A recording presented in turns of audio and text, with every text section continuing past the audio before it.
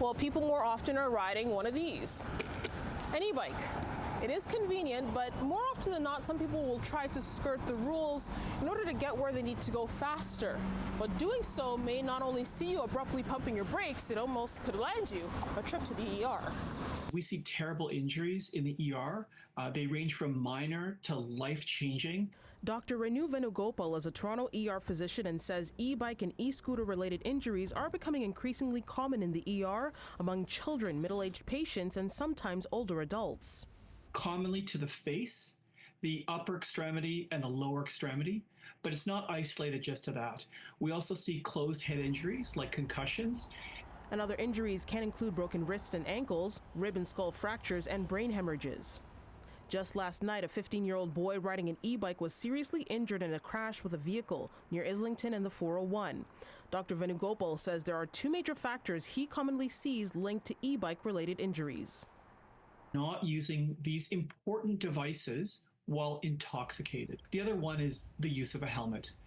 Incidents may also happen more during the night when people tend to travel at higher speeds. I do want to say, however, that these devices are here to stay, and they have an important role in our society. There are certain age groups, young children and older adults who simply should not be on these devices because they can't control them well. The City of Toronto has a list of rules out for those who want to use e-bikes. It includes the rider being 16 and older, wearing a helmet, and not exceeding maximum speed limits for bicycles. According to provincial rules, e-bikes can go at a max speed of 32 kilometers an hour. As for e-scooters, they are illegal to ride in Toronto, as council decided not to opt into the e-scooter pilot last May.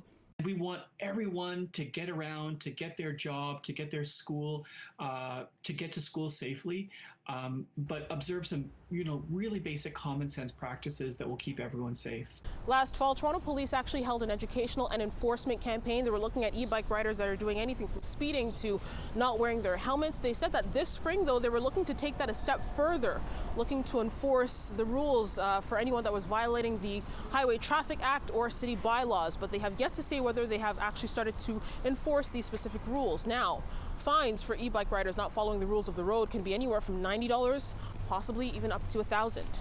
In downtown Toronto, Afua Baah, City News.